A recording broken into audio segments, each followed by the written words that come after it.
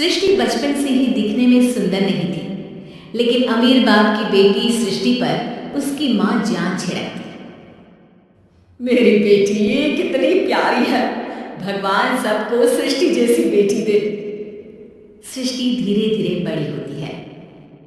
एक दिन सृष्टि की सहेली कहती है, तू दिखने में कितनी अजीब सी है, लेकिन मैं जानती हूँ हम सब में सबसे अच्छी शादी तो तेरी ही होगी।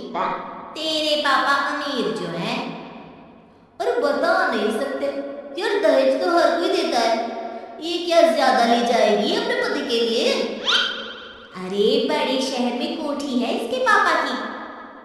अरे पापा की है ना, कौन सी इसकी है? इसकी होती तब तो कोई भी लड़का इससे शादी कर लेता। अरे पापा की मतलब पापा की है तो मेरी ही है ना? किसने कहा? अब तेरी तो तब होगी ना जब तेरा भाई ना हो। वैसे भी शादी के बाद सारी प्रॉपर्टी भाई के नाम होती है। सृष्टि समझ जाती है कि उसे किसी भी हालत में माँ बाप की सारी प्रॉपर्टी को अपने नाम करना है, लेकिन कैसे? एक दिन सृष्टि का भाई शीनू कहता है, बहन क्या कर रही है? तुझसे एक बात करनी है। अरे हाँ करना, मैं तो तेरी बहन हूँ। बहन मेरी लाइफ में ना एक लड़की है, बहुत अच्छी है। मैं सोच रहा हूँ माँ और पापा से बात करूँ शादी के लिए। सृष्टि को समझ में आ जाता है कि भाई की शादी होते ही भाभी उसे एक दिन भी घर में बर्दाश्त नहीं करेगी। क्या बात है भाई, बताना कौन है वो? यार वो बहुत अच्छी लड़की है, पढ़ी लिखी है, मेरे साथ जॉब भी करती है। बस एक प्रॉब्लम है। प्रॉब्लम? क्या प्रॉब्लम है भाई?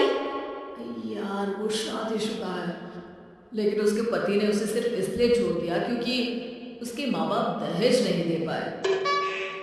सृष्टि ये सुनकर न जाने क्यों खुश हो जाती है। अरे भाई तो क्या हुआ, लड़की तुझे तो पसंद है ना? शीनू को लगता है कि बहन उसे समझ रही है।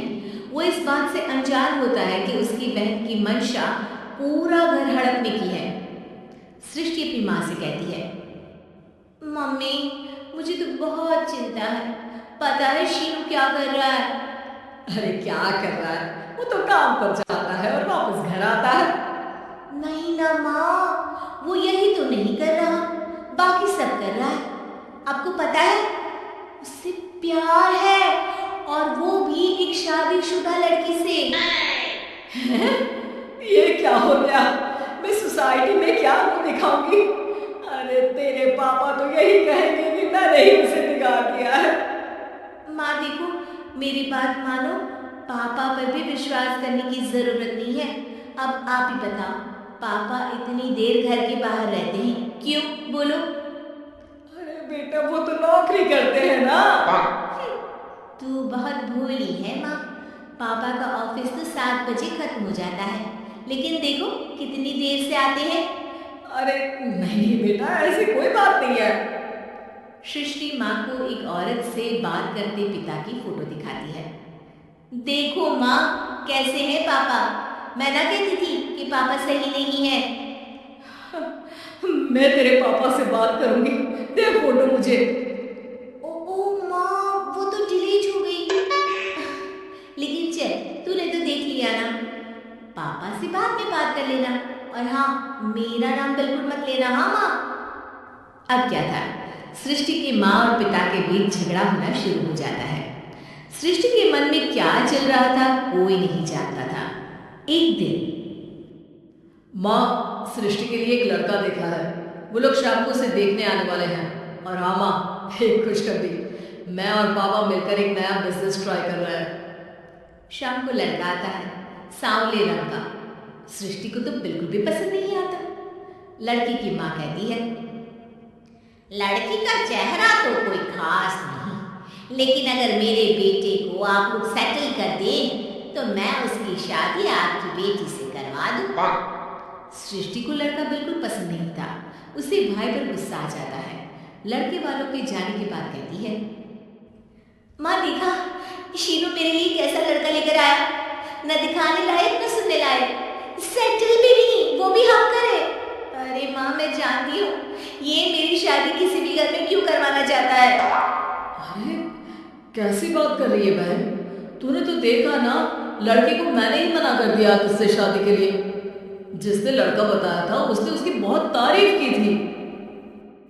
बात आई गई हो जाती है, लेकिन सृष्टि का मन शांत नहीं होता। क्या करूं, कुछ समझ में नहीं आ रहा। मेरी शादी हो गई तो ये लोग पूरी प्रॉपर्टी शीनू के नाम कर देंगे। मेरे हाथ तो कुछ लगेगा ही नहीं। तभी सृष्टि को आइडिया आता है।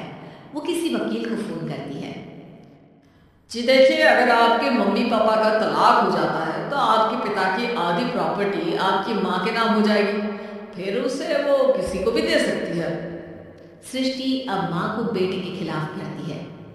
माँ, शीनू पर नजर रखा करो। वो जिस लड़की के प्यार में है ना, वो शादीशुदा है। यहाँ आएगी, सारा पैसा, रुपया, जमीन, जायदाद सब भड़क लेगी। पापा का भी हाल तुमसे छुपा नहीं है। ऐसा ना हो कि मैं और आप एक दिन सड़क पर भीख मांगे। हे भगवान, मैं तो जीते जी मर जाऊंगी अगर ऐसा हो गया तो। ऐसा हो गया नहीं माँ, ऐसा ही होगा। अभी समय है, आगे का सोच लो। मैं तो कहती हूँ पापा से आधी प्रॉपर्टी लेकर अलग हो जाओ। पापा की आधी प्रॉपर्टी भी हम लोगों को अगर मिल जाती है ना, तो अगले 7 जन्म सफल समझो। बेचारी माँ बेटी के कहने पर पति से तलाक लेकर अलग हो जाती है। सृष्टि अब पैसों से गाड़ी और अपने दूसरे महंगे शौक पूरे करने लगी। उसके दोस्त भी उसके पैसे इस्तेमाल करते। सृष्टि, कल तुम कहाँ थी? मैं सारा दिन घर पर अकेली थी। तो मैं क्या करूं? मैंने ठेका तो नहीं लिया है ना तुम्हें संभालने का। माँ को सृष्टि से ये उम्मीद नहीं थी। वो बैठकर रोने लगती है। वहीं उसका पति यानी कि सृष्टि के पिता आ जाते हैं। मैं जानता था कि तुम्हारा यही हाल होगा, तो आपने मुझे रोका क्यों नहीं? मैं रोकता तो तुम रुकती क्या? सृष्टि के कहने पर तुमने मुझ पर अपने बेटे पर शक किया, लेकिन तुम ये भूल गई कि कैसे हम दोनों ने मिलकर जीवन में इतना सब खड़ा किया। माँ पति के गले लग जाती है। मुझे माफ कर दीजिए, मैंने आपकी कमाई का एक बड़ा हिस्सा गवा दिया। कोई बात नहीं, तुम साथ हो तो मैं ऐसी 7 प्रॉपर्टी खड़ी कर दूंगा। तभी वहां सृष्टि आ जाती है रोते हुए।